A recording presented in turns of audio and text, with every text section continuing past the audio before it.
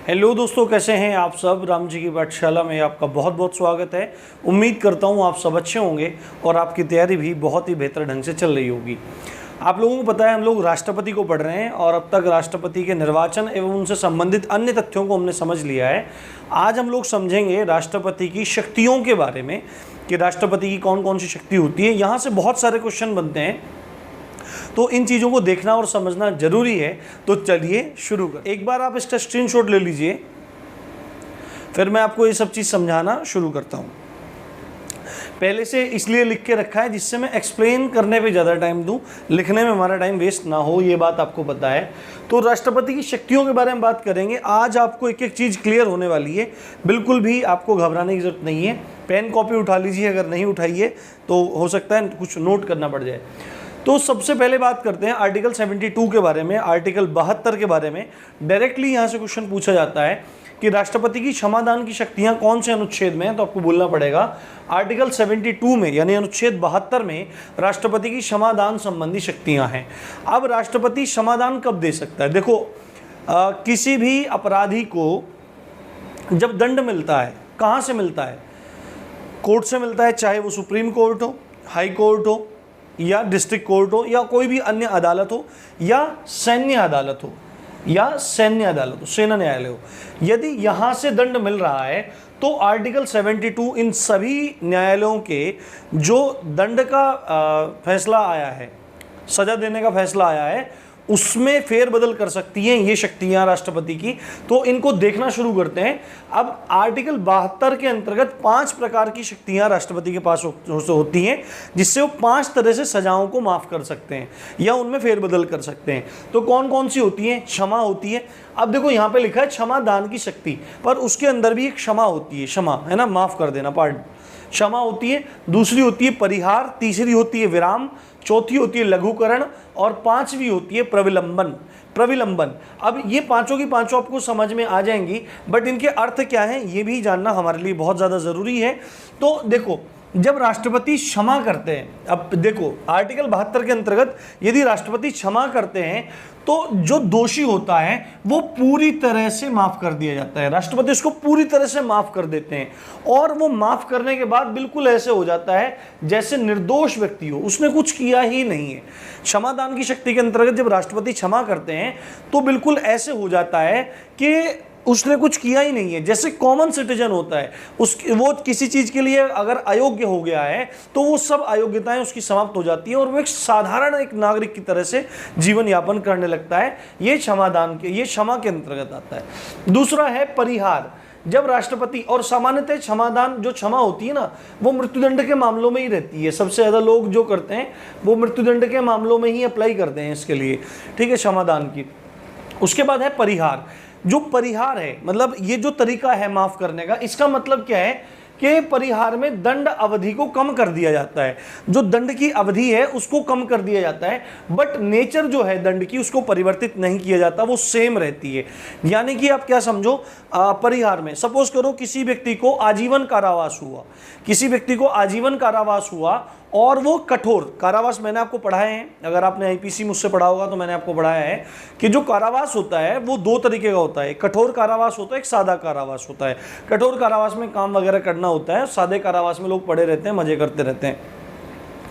तो अभी क्या होगा, परिहार में अगर आजीवन कारावास हुआ है, सश्रम कठोर कारावास हुआ है, तो परिहार का यूज करते हुए राष्ट्रपति हो सकता है उस आजीवन कारावास का मतलब होता है मृत्यु तक, तो उसको क्या कम कर सकते हैं, उसको 10 साल कम कर सकते हैं, उसको 20 साल कम कर सकते हैं। बट हम वहां पे पढ़ के आए 14 साल से कम नहीं कर सकते हैं। यानी कि परिहार में क्या होता है कि दंड की जो अवधि होती है, जो टाइम पीरियड होता है, उसको कम कर सकते हैं राष्ट्रपति, बट नेचर को चेंज नहीं कर सकते परिहार में, है ना। ये नहीं कर सकते कि सादा कारावास है तो कठोर कारावास में कर देंगे, कठोर कारावास है तो सादे कारावास में कर देंगे। परिहार में प्रकृति चेंज नहीं होती, अवधि कम हो जाती है।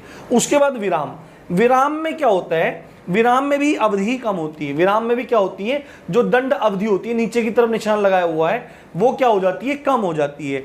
अब एक बात बताओ, जब परिहार में भी दंड अवधि कम हो रही है और विराम में भी दंड अवधि कम हो रही है, तो दो दो ऑप्शन क्यों दिए गए राष्ट्रपति को?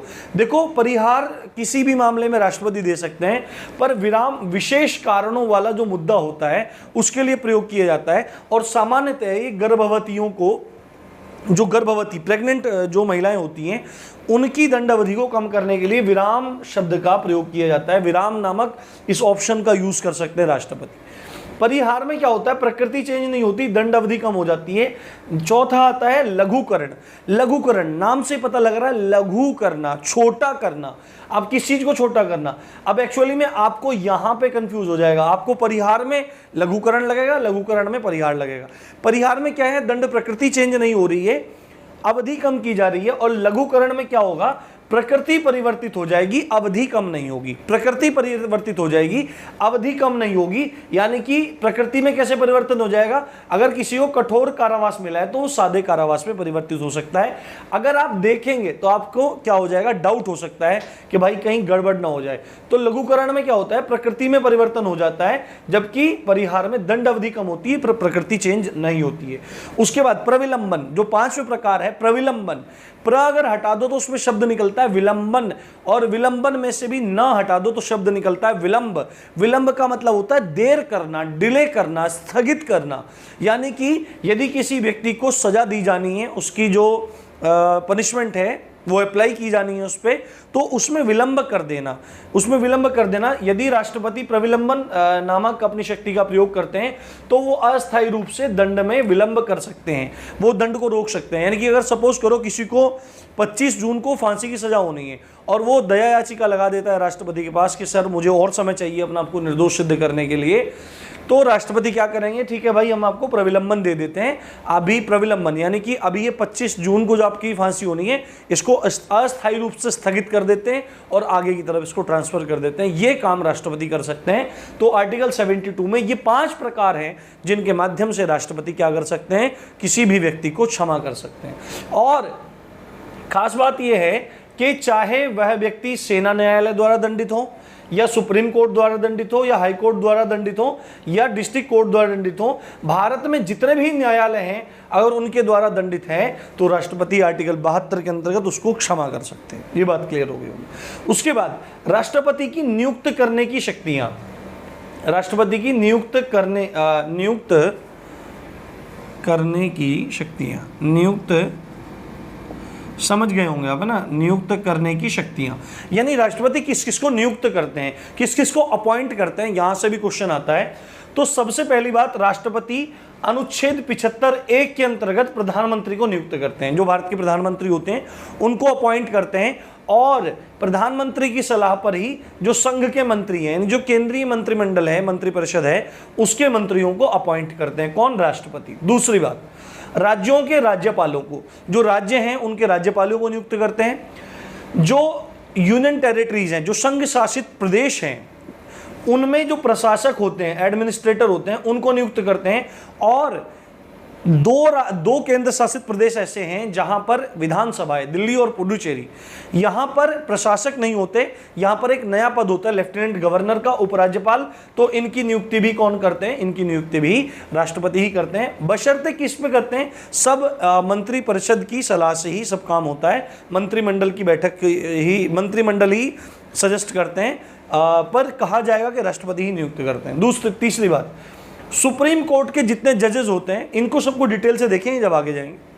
सुप्रीम कोर्ट के जितने भी जजेस होते हैं, इनको न्यायाधीश होते हैं, उनको नियुक्त करते हैं, और हाई कोर्ट के जजेस को नियुक्त करते हैं। आपको लगेगा कि केंद्र में है तो सुप्रीम कोर्ट के जजेस को करते होंगे, पेपर में सबसे ज़्यादा गलती करते हैं बच्चे कि हाई कोर्ट के जजेस को नियुक्ति दिखा देते हैं राज्यपाल द्वारा, पर हाई कोर्ट के जजेस की नियुक्ति भी राष्ट्रपति द्वारा ही की जाती है। ये बात आपको ध्यान रखनी है।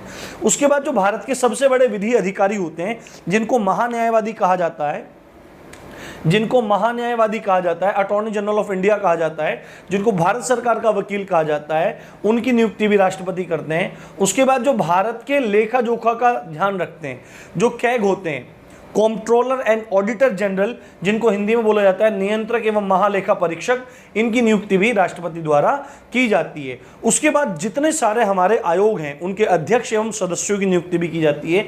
जैसे UPSC union public service commission, संघ लोक सेवा आयोग के जो अध्यक्ष एवं सदस्य हैं इनकी नियुक्ति करते हैं। मुख्य एवं अन्य निर्वाचन आयुक्त, जो चीफ इलेक्शन कमिश्नर होते हैं तथा साथ में अन्य 2 जो इलेक्शन कमिश्नर होते हैं उनकी नियुक्ति भी कौन करते हैं? राष्ट्रपति करते हैं। यानी मुख्य निर्वाचन आयुक्त और अन्य जो 2 निर्वाचन आयुक्त हैं इनकी नियुक्ति भी राष्ट्रपति द्वारा की जाती है। साथ में जो राष्ट्रीय अल्पसंख्यक आयोग है, जो माइनॉरिटी कमीशन है, उसके अध्यक्ष की और सदस्यों की नियुक्ति करते हैं। राष्ट्रीय महिला आयोग के अध्यक्ष एवं सदस्यों की नियुक्ति करते हैं।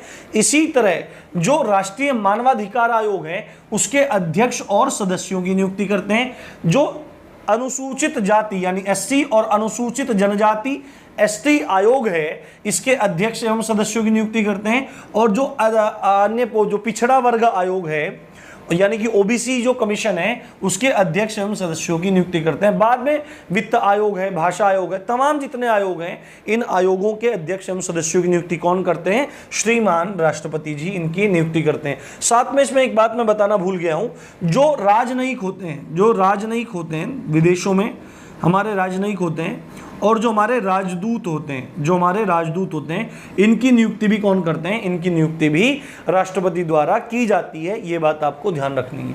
अब राष्ट्रपति की सैन्य शक्ति के बारे में बात करते हैं। राष्ट्रपति की सैन्य शक्ति से संबंधित एक पॉइंट मैं आपको बता के आया था, यानी राष्ट्रपति तीनों सेनाओं का सर्वोच्च कमांडर होता है। राष्ट्रपति तीनों सेनाओं का सर्वोच्च कमांडर होता है, ये बात आपको ध्यान रखनी है।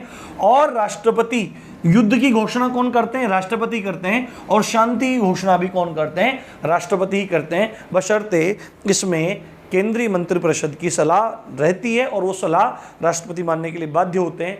अगर प्रत्यक्ष रूप से देखा जाए तो राष्ट्रपति करते हैं, पर इनके पीछे अगर कोई लगा होता है तो वो प्रधानमंत्री एवं मंत्रिपरिषद होते हैं, उनसे सलाह करने के बाद ही ये सब काम होते हैं। परंतु ऑफिशियली अगर कोई घोषणा करता है युद्ध की या शांति की, सीज फायर की, तो कौन करते हैं? राष्ट्रपति ही करते हैं। अब उसके बाद आती है राष्ट्रपति की आपातकालीन शक्तियां। राष्ट्रपति की आपातकालीन शक्तियां, आप देखो आर्टिकल 352, आर्टिकल 356, आर्टिकल 360 यानी 352, 356, 360 ये आपातकालीन प्रावधान आते हैं। और इन आपातकालीन प्रावधानों की घोषणा कौन करते हैं? इनकी घोषणा कौन करते हैं? राष्ट्रपति करते हैं। अब 352 में है राष्ट्रीय आपातकाल। राष्ट्रीय आपातकाल इनके बारे में अलग से वीडियो में डिस्कस करेंगे बहुत अच्छे से, बट थोड़ा थोड़ा बता देता हूँ। आर्टिकल 352 में राष्ट्रीय आपातकाल है जब भारत के ऊपर कोई आक्रमण हो जाए, बाह्य कोई आक्रमण हो जाए, या क्या हो जाए, देश में गृह युद्ध जैसी स्थिति आ जाए, आक्रमण हो जाए या युद्ध का माहौल बन जाए या देश में गृह युद्ध की स्थिति आ जाए, तो राष्ट्रपति 352 के तहत राष्ट्रीय आपातकाल घोषित कर सकते हैं। यदि किसी राज्य में संवैधानिक तंत्र विफल हो जाए, संविधान के हिसाब से न चल रहा हो काम, तो राष्ट्रपति 356 का प्रयोग करते हुए उस राज्य में राष्ट्रपति शासन लगा सकते हैं। और अगर देश में आर्थिक मंदी आ जाए, बहुत दिक्कत आ जाए, तो 360 का प्रयोग करते हुए राष्ट्रपति वित्तीय आपातकाल की घोषणा कर सकते हैं। इनके बारे में डिटेल डिस्कस किसी और लेक्चर में करने वाले हैं। उसके बाद अध्यादेश जारी करने की शक्ति, राष्ट्रपति की अध्यादेश जारी करने की शक्ति। देखो अब अध्यादेश होता क्या है? अध्यादेश को तोड़ के अगर थोड़ा वैसे ही समझेंगे, हिंदी व्याकरण के हिसाब से नहीं, वैसे ही नॉर्मली अध्यादेश आधा आदेश है, तो पूरा आदेश कब होता है? अब अध्यादेश का मतलब कानूनी होता है। ऑर्डिनेंस जो होता है वो कानूनी होता है एक तरह का। देखो भारत में कानून बनने का तरीका क्या है? भारत में कानून कैसे बनते हैं? भारत में कानून बनाने के लिए जिम्मेदार जो संस्था है उसको विधायिका कहते हैं, और केंद्र में विधायिका संसद कहलाती है। संसद के 3 प्रमुख अंग होते हैं, जिसमें लोकसभा होती है, राज्यसभा होती है तथा राष्ट्रपति होते हैं। जब भी कोई कानून बनाना होता है उससे पहले कोई विधेयक यानी कि बिल किसी भी सदन में पेश किया जाता है, चाहे वो लोकसभा में हो राज्यसभा में हो, और वह फिर परस्पर दोनों सदनों से पास होकर, यदि लोकसभा में हुआ है तो वहां से पारित होकर राज्यसभा में जाएगा, वहां से पारित होगा। यदि राज्यसभा में आया है तो राज्यसभा से पारित होकर उसके बाद वो लोकसभा में जाएगा। यानी कि कैसे भी किसी भी सदन में शुरू हो कोई भी विधेयक, वहां से दोनों से जब वो पास होकर राष्ट्रपति के पास जाता है और राष्ट्रपति जब उस पर हस्ताक्षर कर देते हैं तो वह विधेयक अधिनियम में बदल जाता है, वह बिल एक्ट में बदल जाता है, और एक्ट का मतलब कानून से होता है। तो ये कानून बनने की वैधानिक प्रक्रिया है। पर आप ये मानिए कि आपको पता है 3 ही प्रमुख सत्र चलते हैं। सबसे पहला साल का जो सत्र होता है वो बजट सत्र होता है। उसके बाद साल के मध्य में जुलाई अगस्त के समय में आपका मानसून सत्र चलता है, और नवंबर दिसंबर के आसपास का जो समय होता है उसमें शीत सत्र चलता है। यानी कि आप ये मान के चल सकते हैं कि संसद 6 महीना सत्र में होती है, और जो सांसद होते हैं बाकी के 6 महीना अपने क्षेत्र में होते हैं। यानी कि संसद लगभग 6 महीने तक सत्र में नहीं होती। अब आप ये बात मान के चलिए कि यदि संसद सत्र में ना हो और किसी कानून की एकदम से आवश्यकता आन पड़े तो वो कानून कैसे बनेगा? वो कानून ऐसे बनेगा, अध्यादेश की जारी करने की शक्ति आर्टिकल 123 राष्ट्रपति को अध्यादेश जारी करने की शक्ति देती है। जैसा मैंने आपको बताया कि यदि संसद का जो सदन है वो सत्र में ना हो तो क्या होगा? राष्ट्रपति सीधे कोई भी अध्यादेश जारी कर देंगे, और जैसे ही वो अध्यादेश जारी कर देंगे तो वह कानून की भांति ही भारत में इंप्लीमेंट होगा, वो लागू कर दिया जाएगा। पर उसका अधिकतम प्रभाव 6 महीने तक ही रहता है। उसका अधिकतम प्रभाव 6 महीने तक ही रहता है। अगर उससे ज्यादा, यानी कि उसको ज्यादा तक समय तक बढ़ाना है या उसको स्थायी करना है तो उसको संसद के सत्र द्वारा पारित कराया जाना जरूरी है। उसको संसद द्वारा चर्चा करके पारित कराया जाना जरूरी है। और कितनी टाइम लिमिट है, मतलब संसद सत्र में आए तो कितनी टाइम लिमिट है? संसद सत्र में आए तो उसके 6 सप्ताह के भीतर यानी कि 1.5 महीने के भीतर वो अध्यादेश जो राष्ट्रपति ने 123 के अंतर्गत लागू किया है, जारी किया है, उसको पास होना जरूरी है। यदि वह अध्यादेश संसद सत्र के 6 सप्ताह के भीतर पारित नहीं हो पाता तो वह अध्यादेश स्वतः ही समाप्त हो जाता है। ये बात आपको ध्यान रखनी जरूरी है। आई थिंक आपको बात क्लियर हो गई होगी। अब आगे देखते हैं संसद के समक्ष रिपोर्ट रखवाने की शक्ति। अब राष्ट्रपति बहुत सारे रिपोर्ट को हिंदी में कहते हैं प्रतिवेदन, बहुत सारे प्रतिवेदनों को संसद के समक्ष रखवाता है, जिनमें से सबसे इंपॉर्टेंट है CAG की रिपोर्ट, जो कैग है, नियंत्रक एवं महालेखा परीक्षक है, जो लेखा जोखा का हिसाब रखता है, जो भारत की निधि का संरक्षक है, जो भारत के लेखा जोखा रुपए पैसे का संरक्षक है, उसकी जो रिपोर्ट होती है उसको संसद के समक्ष रखवाता है। कौन?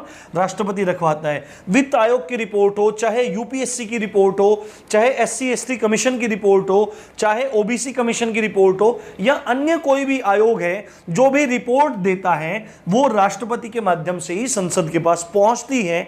ये आपको चीजें समझ में आ गई होंगी। ये बहुत ज्यादा इंपॉर्टेंट है। उम्मीद है आपको लेक्चर पसंद आया होगा। अगले लेक्चर में हम इसको बिल्कुल फिनिश कर लेंगे और धीरे धीरे फिर आगे बढ़ जाएंगे।